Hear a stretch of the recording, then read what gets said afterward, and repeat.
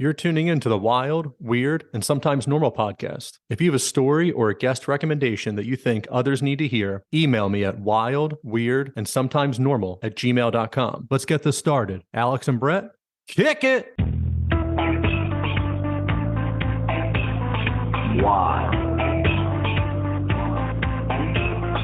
Wild. Weird. And sometimes wild. Weird. Wild. Weird. Wild. Weird. Wild. Weird. And sometimes normal. On this episode, I'm joined by President and CEO of TOYosity, Bill Hohns. Bill's company is the creator of Surfer Dudes, a wave-riding toy that acts as a boomerang. I reached out to Bill's company after a trip to the beach with my family and Costa Rica Rick. He's a surfer dude, by the way. This trip ended with Rick trying to sail back to South America. It was a scene straight out of Castaway as my dear friend surfed on without me. I was left standing waist deep in the choppy ocean shouting, "Costa Rica Rick!" I reached out to Surfer Dudes to let them know how much my family enjoyed their product, but that Rick had surfed home, and their replies and customer service were amazing. So amazing that I did what any good podcasting booking agent does and shot my shot to see if they wanted to come on and talk about their product. And they did. Not only that, it was the CEO. This must be how Tyrese Maxey feels after hitting a step back three to get to 50 points. I digress. Bill and I chat about running a toy company, how Surfer Dudes came about, and what excellent customer service looks like. Give Surfer Dudes a follow and let them know you heard them on Wild and Weird. Enjoy the show.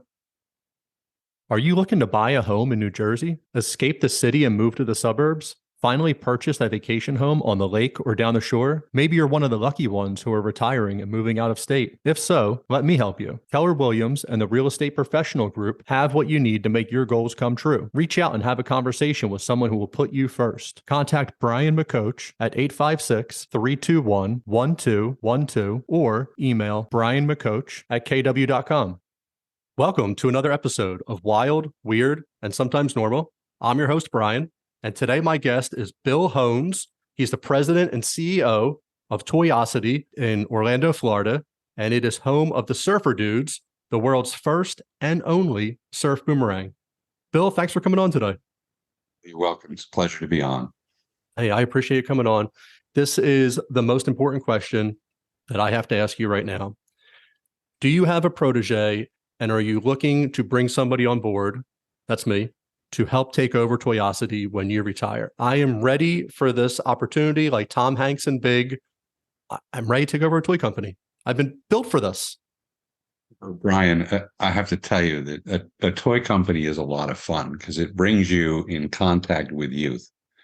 And youth have a very different approach to life than you and I do. They don't spend their time watching news and doing other things. And really, their concern is their best friend, their second best friend, their third best friend, the activities of the day, and their futures. And they have a different viewpoint on life than you and I do. It's really quite energizing to be involved with youngsters. And I highly recommend it. As one nears retirement, I think it's probably the best thing to do into retirement is to have a firm like this and be able to work directly with consumers, and in this case, youngsters, their parents, their grandparents. It's a lot of fun. In terms of coming on board, two of our sons are involved in the business, and this is the year that I'm transitioning out of the business, and they're taking it over. But they're always looking for talent, so who knows? Who knows? Never knows. But I'll make a note and let them know that that's how we started out. I appreciate it. Awesome. So, can we talk about Surfer Dudes for a little bit? How did that come about? How did you get on board with us? Well, it was an idea at one point that someone had, but it needed to be developed into a product that could be brought to market and could work. It took about 3 years of work to really make it surf the way it surfs today. And a lot of things that are unique about it when you really look at the toy. Things as simple as the dimension of the wingspan is exactly twice the width of the surfboard. The back of the surfboard being completely flat as opposed to a surfboard which is tapered coming off the back. That allows surf to build up behind it. The distance between the wing and the bottom of the surfboard is, again, very precise. It just allows enough of that surf to collect underneath it. The front tipping up allows it to stay on top, the weighting of it. There are a lot of factors that really made it a success in terms of how it operated. It does what it's supposed to do. I mean, people are somewhat amazed that you can take this object, throw it into the surf, and it really does come back. It's not something that they suspect is really going to happen sometimes, but it does. And, I've watched youngsters play on the beach for hours with these toys and their families, and everybody gets involved. It's a lot of fun.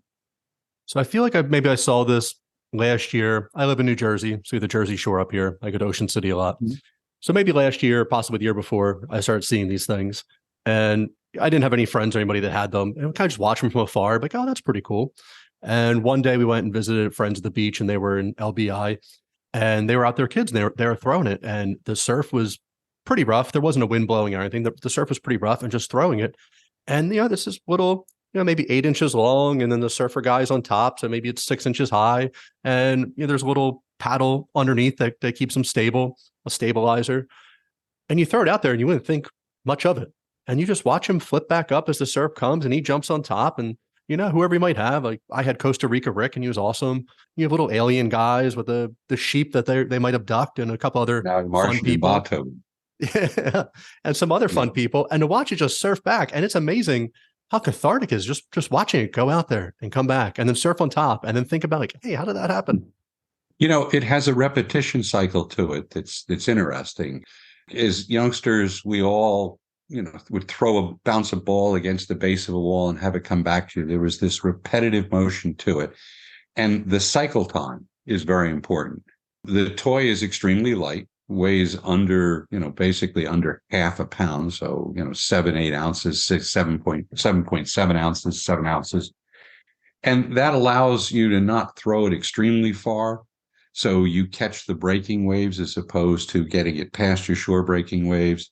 And your repetition cycle coming back in is fairly consistent and pretty quick. So for a youngster playing with it, it's a delight. I mean, it scurries back underneath their feet, and they're scrambling to pick it up and throw it again. And it's just, the repetition cycle is really important when you have a toy that people interact with. If that repetition cycle is too long, you lose interest. It just, it's something you don't follow anymore.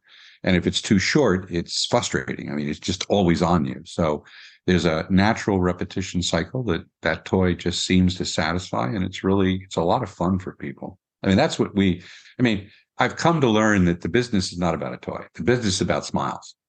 If you can create smiles and you can create laughter, you've got a great product.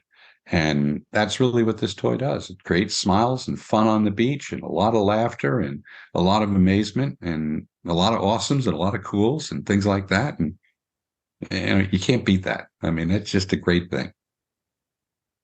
So then my family, we go to Ocean City in end of June, and we're there for a couple of days, and we're going to every different little shop and checking things out. So we run across the surfer dudes, and I was like, oh, we just played with these, earlier in the month. Let's get a couple of them. And we spent the next couple of days having so much fun with them.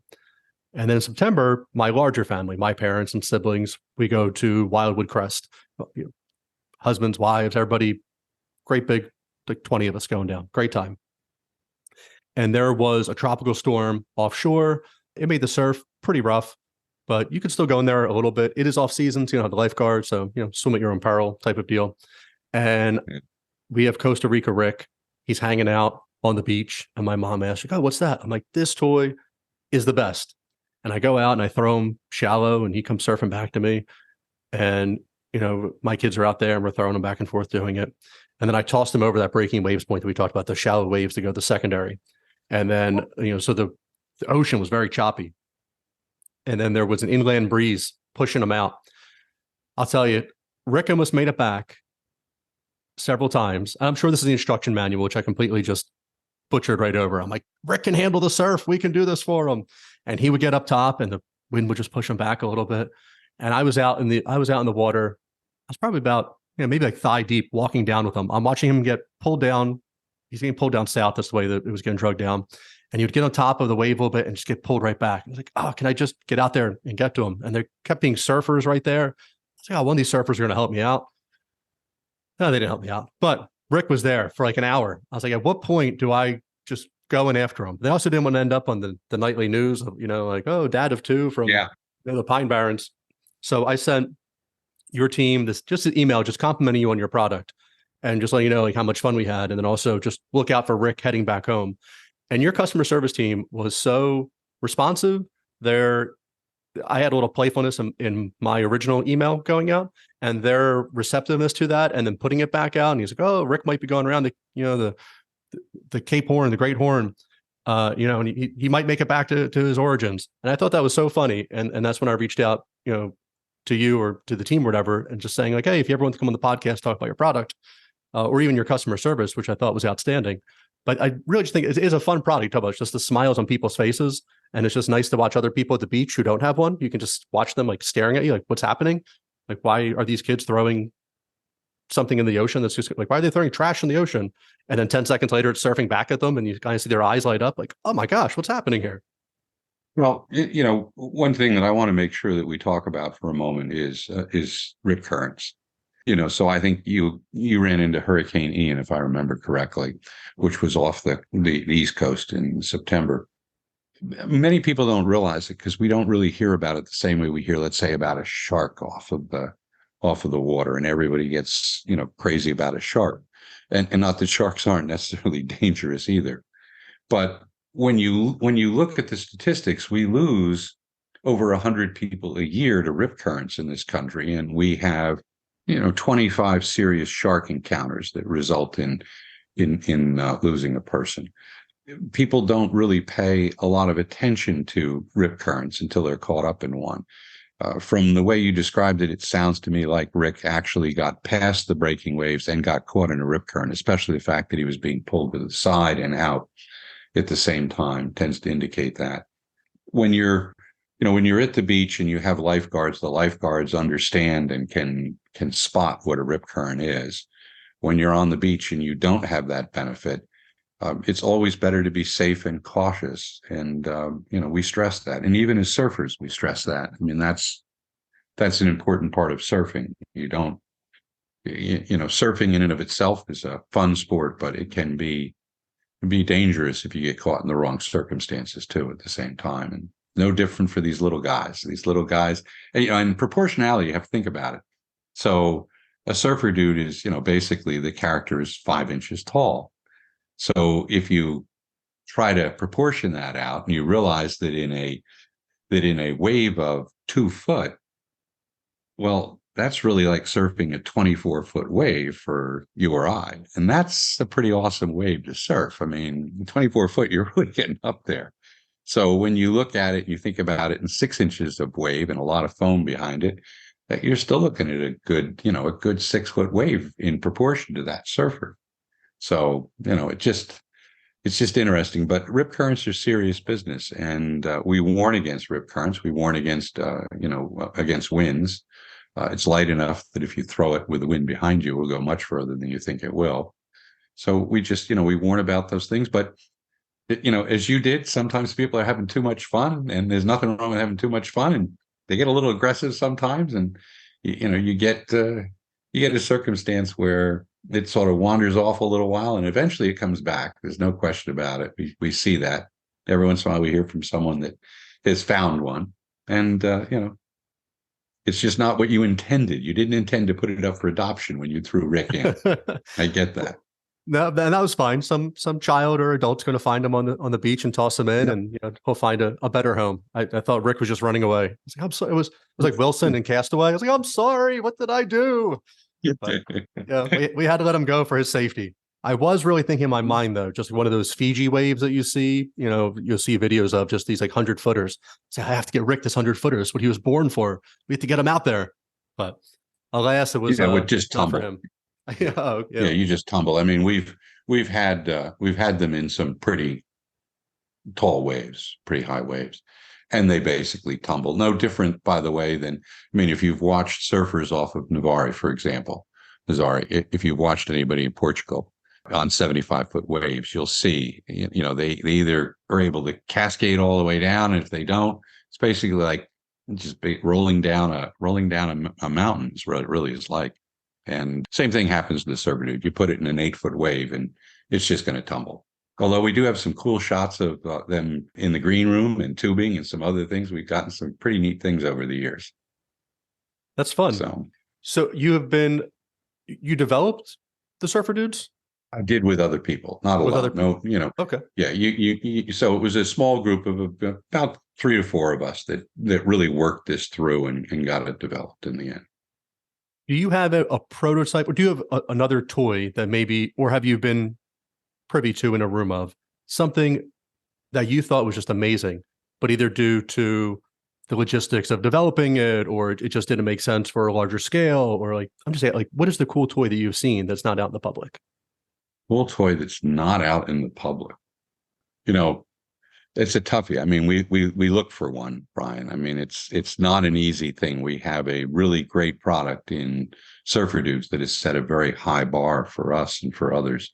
And it's difficult. We certainly, we have a customer base that, because of how much they enjoy Surfer Dudes, would probably embrace another item, but you want to make it every bit as good as what you have. So we've looked at a number of things. We've gotten a number of things onto the drawing board, but nothing yet that's caught our fancy quite the same way that Surfer Dudes has. So we just haven't come out with anything else. It is the most common question we get asked by retailers and by many customers. What else do you have? Because they're enjoying that, but we don't have anything else that's comparable to it right now. So patience. You have patience. Okay, I think we can do that. And there's enough characters, you can go and collect them all and have a surfing competition. Yeah, we have a lot of people that do that, by the way. We have a lot of people that have collected them all. And, some of them are rarer than others, and people ask us about that and different things, and happy to share with them which are the rarest ones that we've put out. So it's kind of fun. That's great. So your 2 sons are in this company with you. This is a small, under 10 person company. Right? Yeah. And that's one of its strengths too, by the way. You have a very common approach to just about everything, and you're together in a bullpen all the time, and you're sharing what everybody's doing, so everybody blends into the same attitude with regards to things. And with customer support, same thing. Everybody hears and sees what we do with a customer interaction, and we collect them into a notebook. Literally, we print out the interactions we have, because many of them are through email. And we collect those and we put those into a book. And literally, when someone joins us, the first thing we do is hand them the green notebook, and they sit down, and their job that day is to read that entire notebook of interactions that we've had. So several hundred interactions that we've had, and then talk to us about it. And we can tell a lot about the person from how they interact with that. They're either stunned and amazed, or it seems ordinary to them, one or the other, but it impresses somebody, and it tells us a lot about their willingness to really adopt the same type of attitude we have towards customer support. It's fundamentally important. It is, most customers will not reach out to you because they're absolutely thrilled with everything that's going on. They usually reach out to you when something has happened that's different than what they expect. And so they're searching, and so many of us have really, let's call them average interactions with customers, and I don't want to call them anything other than just average, but they leave us a little bit disappointed, perhaps is the best word, with what the outcome was. Oftentimes it's a matter of how long it takes to work through the process. That can be frustrating. You're trying to get something done. Look, oftentimes you're on vacation, the start of a vacation, something happens, a part breaks, this happens, whatever. And you have the rest of your vacation, you want to enjoy it, and you've had this mishap, and you want to get it resolved. You want to get it resolved quickly. You don't want to wait 3 weeks. You're back home and you're not going to the shore or the beach, as the case may be. You want to get it done. So we believe that a rapid response is the appropriate thing to have that interaction quickly and to resolve it quickly. And we also believe that you have an opportunity to resolve it fully and get it right the first time. There are so many customer support instances you run into with others where the part you get is not the part you needed, and then you're back to the customer interaction again, or the company interaction. And it's frustrating. And after a while, you feel like I'm not being paid attention to. Our simple mantra for it is, when we look at an interaction, we just want to treat the interaction the same way we would like to be treated, but often are not. And sometimes we are, which is a base for how we figured out how to do some of this stuff too, by the way. It's not just a matter of, I don't want this, so I'll do this.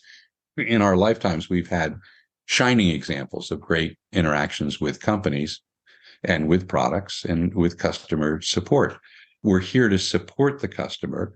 We're here to learn from the customer. It's a unique opportunity to have an interaction with a customer. For the most part, people manufacture products. They get bought by someone. You're not selling it directly to them, especially with an item that's a $20 item. You're not involved in every sale directly. So your chance to have a meaningful interaction with a customer is when they've had something that hasn't gone exactly the way they want it to. And that's a moment for you to learn things. It's a moment for you to delight the customer. It's a moment for you to re-engage the customer. And it's a moment for you to shine. It's a really simple process, but you treat people the way you would like to be treated. And if you remember that, I think you can get through any customer support interaction that you have. And by the way, we use that word. We use customer support. You don't get in touch with us at customer service. Not that we don't serve our customers, but support is a different word. We're supporting our customers, and that's an important concept for us. It's like the thoughts that you have become reality. So if you're just servicing the customer, you're not there to be of equal to them, and like, hey, I'm here to help you. It's almost like, oh, I'm your friend, Bill, that's going to help you with the product that you have purchased, but instead it, just creates this subconsciously for you, I think. The other thing too, Brian, is to remember that while we're dealing with a parent or a grandparent, ultimately we're dealing with a youngster or a grandchild. And, the opportunity to help a grandparent or a parent become a hero in the eyes of the youngster or the grandchild is a really important thing.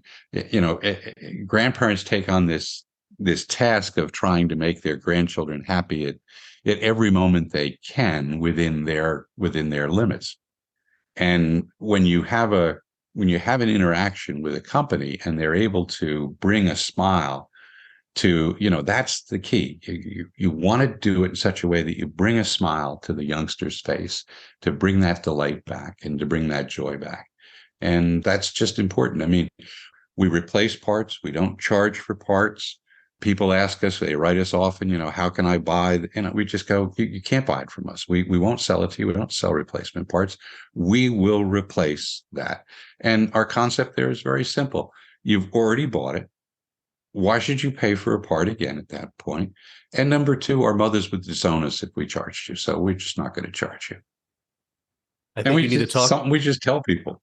Yeah, I think you need to talk to some of the larger companies' customer support tactics. As you're calling IKEA for part double J9 on this large thing, and they're like, well, that's $15 for shipping and $85 for the part. You're like, well, the thing only costs $300 to begin with. Like, I'll just get a new couch. It's just not the appropriate way to approach a situation. If you think about it from the standpoint of what would you like to have happen if you're on the other end of the interaction, and to have somebody reach out and do that is, it's special. It makes you feel good about the toy. It makes you feel good about what your grandchild or your child is doing and the time they're spending with it. It's just important to keep that cycle going and not let it go away.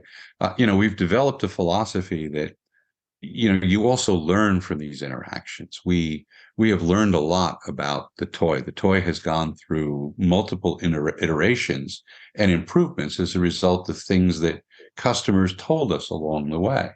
You wouldn't get that if you weren't listening to the customer and you weren't deeply involved in the process. And everyone at the company, you said under 10 people, they're all involved in this process. Everyone has the same, quote unquote, playbook. We don't really call it a playbook, but we have the same basic philosophies for each of us. And you just go about that. You learn things. I mean, we used to have a wing that you used to have to wrap onto the bottom through an arrowhead fastener. It was a good system, but we had people that would lose wings. They'd step on it when it came back underfoot, and the wing would pop off, and the wing would go off in the surf, and they'd be left without a wing. And so we would replace them, but at the same time, we realized, gee, we could do better here. We can make this wing even more secure. So listening to the customer improves your product, because you find out little things along the way that aren't exactly what you would like. And it is the way you learn when you listen to the customer. You learn a lot. We've developed a philosophy that if the upper management of companies were involved in the customer support efforts directly, as opposed to delegating them down into the organization, probably 80 to 90% of the problems they have, because oftentimes they're small little problems, but they're repetitive. They're just there all the time.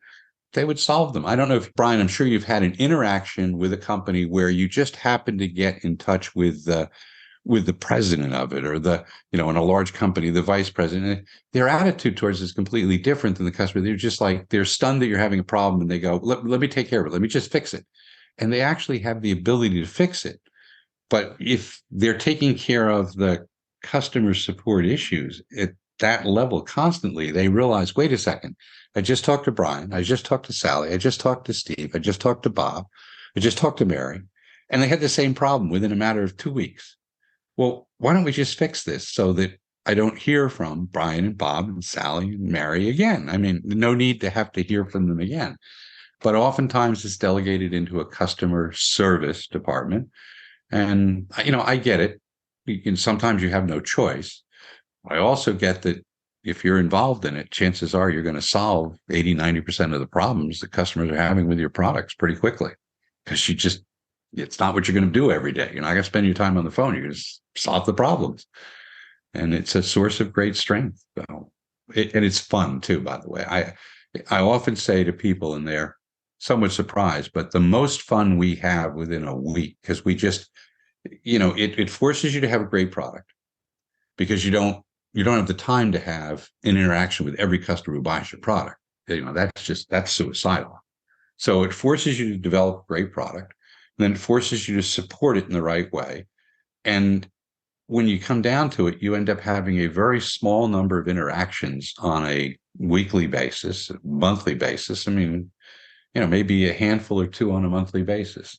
So you have the time to spend on each one and learn from them. But it's the most fun you can have. The other stuff, it's gratifying, but it's not as much fun as having an interaction with a real live customer on the other side of the phone and on the other side of the screen and the email, and going back and forth and injecting some humor into it, and just being human. My God, we need humor. We need human. It's just a great thing. Probably 10 years ago, I used to work in the casino industry, and I was a manager of the slot attendants who handled the slot machines.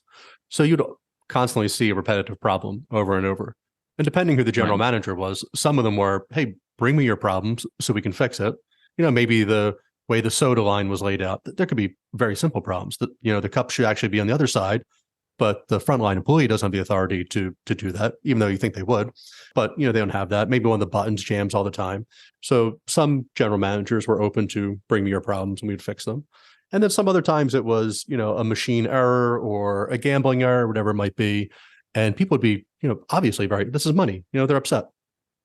And I would come over, have this open aura about me, this personality, like a little joke, just kind of, get them off guard from being angry. Like it's not my business. I don't own, Harris or Rivers or whoever Midwest Gaming, whoever I worked for at that time. Like I'm just Brian who's here. And it's just amazing if you're willing to listen. Half the time people just want to be heard, but if you're just willing to listen with the right attitude, then most of the problems just go away. Or you find out that's not even the real problem of it all. And you could solve something else for them. Yeah. No, I mean, it really is customer listening is what it is. And then you're supporting the customer, having listened to them, you can support the customer properly. But as I said, it is the most fun that we have within any given week. It really is.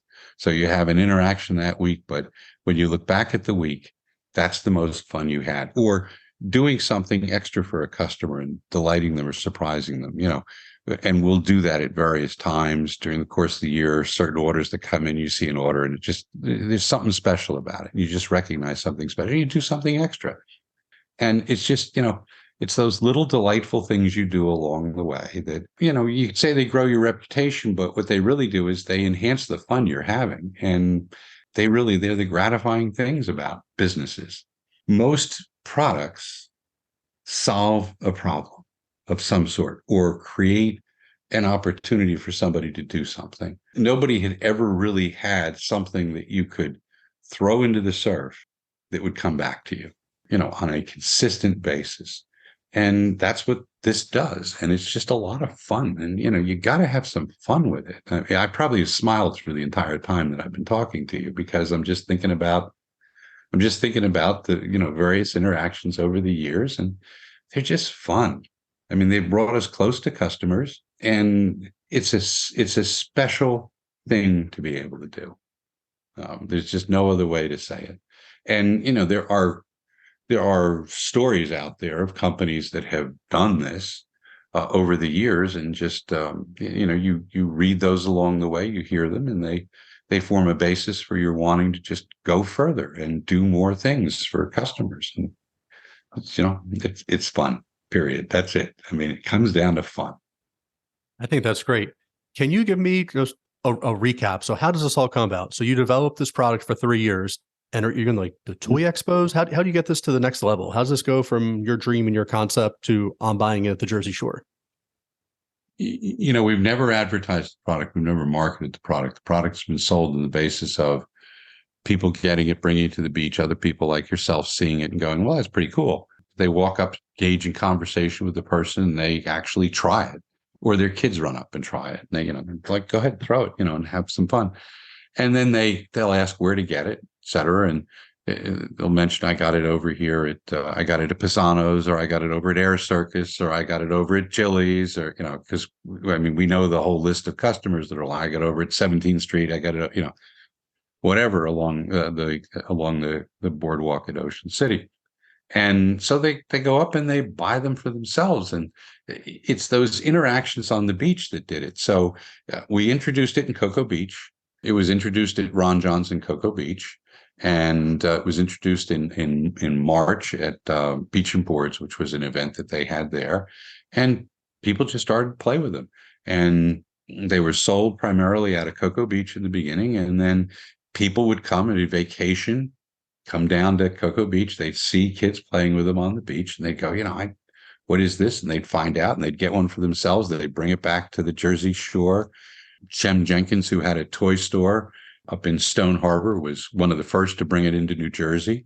And he and his dad, Todd, brought it up to New Jersey. And, we'd get calls from people saying, my wife was down in Stone Harbor and all the kids are playing with this toy. I got to have this toy. And, so Doug up at Air Circus and Anthony at Pisano's and other places, they'd all talk and they'd see this toy, and it slowly populated the beaches, and people just, they were looking at it and going like, that's pretty cool. And they'd go and buy it. So that's how it just sort of happened. It was serendipity along the way. We were approached in the very first year by a distributor in Australia that had the vision of seeing what this could become. So this is a big toy in Australia as well. So they run through a lot of units in Australia. But that's so cool. It's word of mouth. Yeah, that's great that, just right out of Cocoa Beach, the next thing, world domination. I love it. I'm not sure we'd call it world domination, but it certainly is, it's on many, many beaches. There you go. And yes. Hey, look, got to the beach you were on. That's what counts. And it got there with, by the way, with people who had positive things to say about it to you. And, what more could you ask for with a product that it's quality, that it's fun, and that people who use it actually enjoy it and will say to someone else, this is a really cool thing. And then when you have interactions with customers, they actually say, and it's a great company to work with too. You really can't score more than that. That's pretty much the trifecta. Great quality, great word of mouth, and great support for the company. I mean, you can't really get better than that. I truly think it's a great product. I've told my friends about it and family as we were at the shore, and they loved it. It's just an easy product to talk about. That's fun. Like I don't have things that I'm hawking all the time. Or like, hey, you should get the newest iPhone, and it has you can erase to the back of the picture. Like, nobody cares. Mhm. Like when you see other people with parents and you go to the beach with kids, sometimes it's hard. Like my kids are still young enough where my beach card is just filled to the absolute brim, and it's just like every toy that could keep them possibly engaged. But then they're out there for 30 minutes, 45 minutes, just throwing the surfer dude back and comes back and forth and just loving it and laughing. And it's nice to see. Well, look, we started out talking before you started in with this, we started talking briefly about Legos.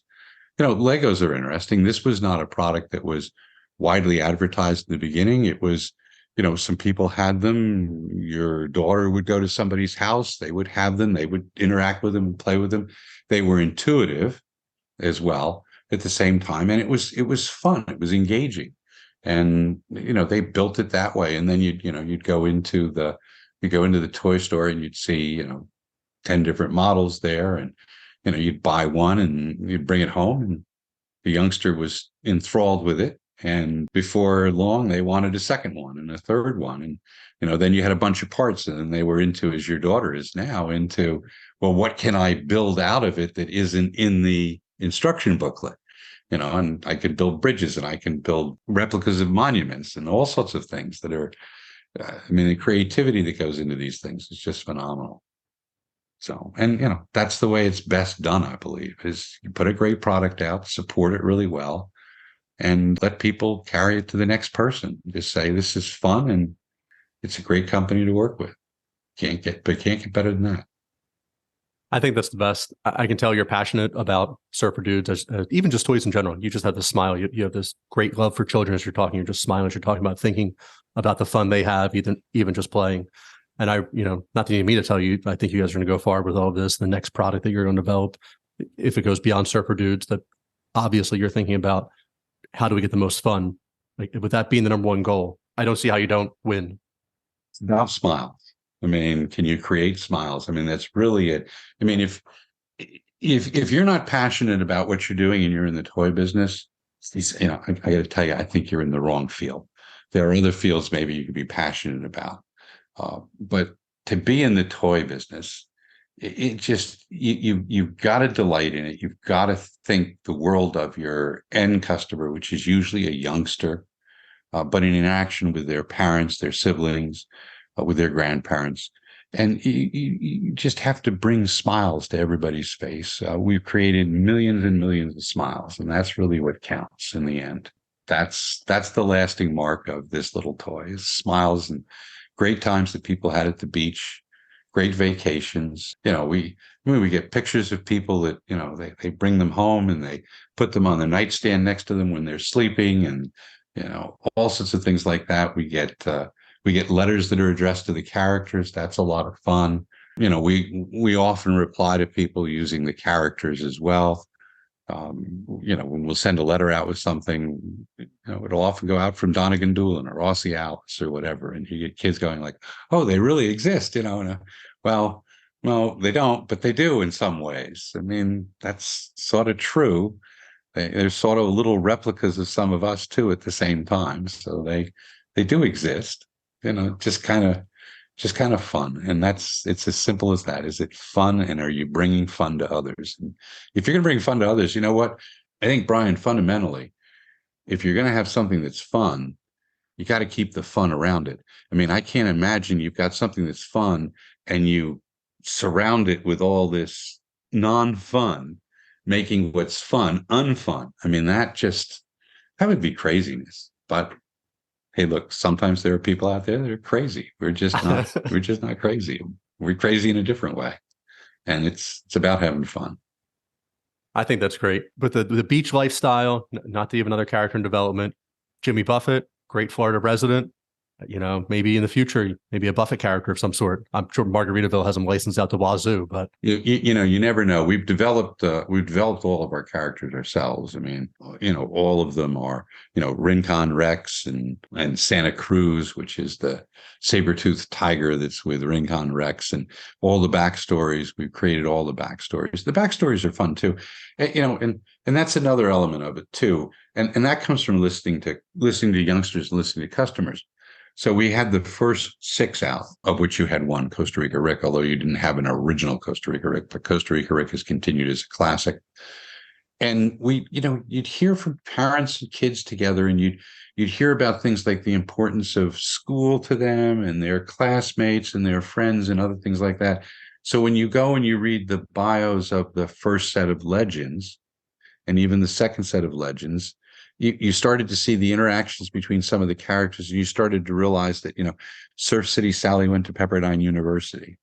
And, and you started to see things like they were aspirational at the same time. So, a youngster picks it up and reads this. There's, and they start to relate to it. There are aspects of that character that they're also relating to that are inspirational to them at the same time. And that's important. That matters. And some of it's fun around surfing places.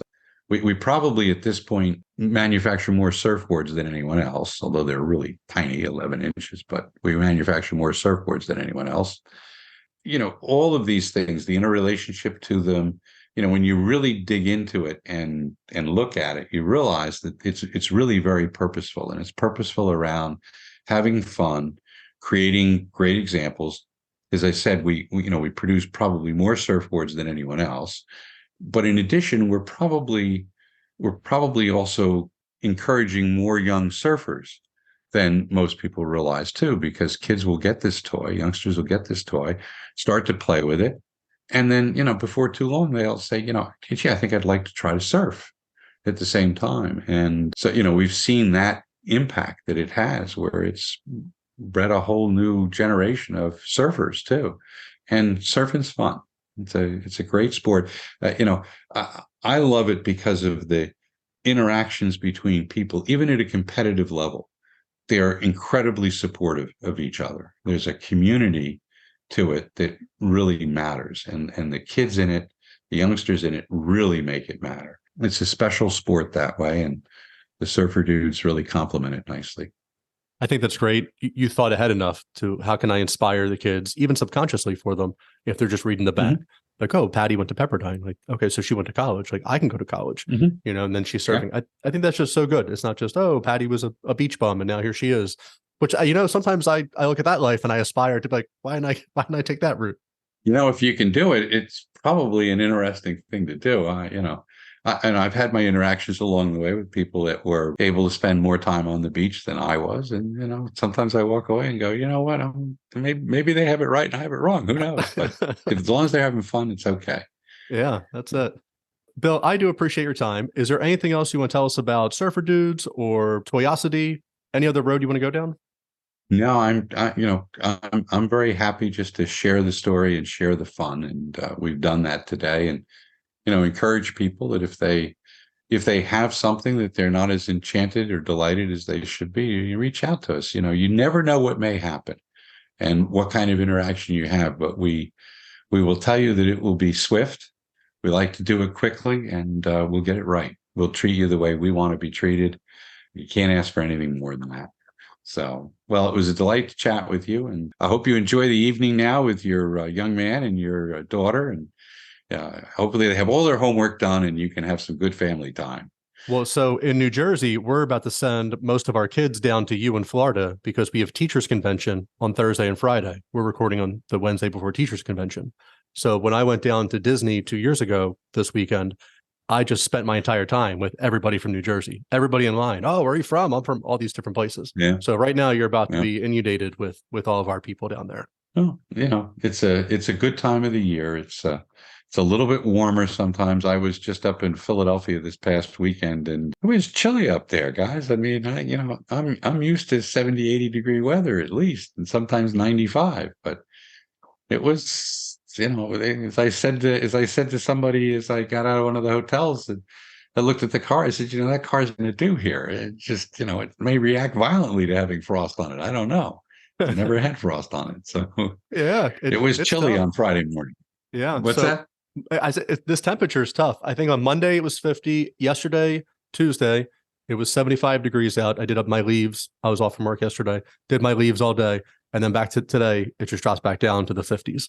And at night you're going to get that frost definitely. But like the weather, we're just in such this up and down. I need some of that Florida stability of 70s, 80s, and 90s. I mean, you're welcome to come here, and you're certainly welcome to move here. I'm going to put my application in for Surfer Dudes. Yeah. So, okay. Yeah. Well, enjoy. Where can people find Brian. you? Yes. Where can people find you? What's the best way to get in? Surferdudes.com. Surferdudes with an S.com is the easiest way to find us. Or just search for surfing toy and you will come up. Pretty easy. Miniature surfers, little surfers, a whole group of things. But surferdudes.com is where you'll find us. You can also search for the characters and we'll come up. So it's just, great.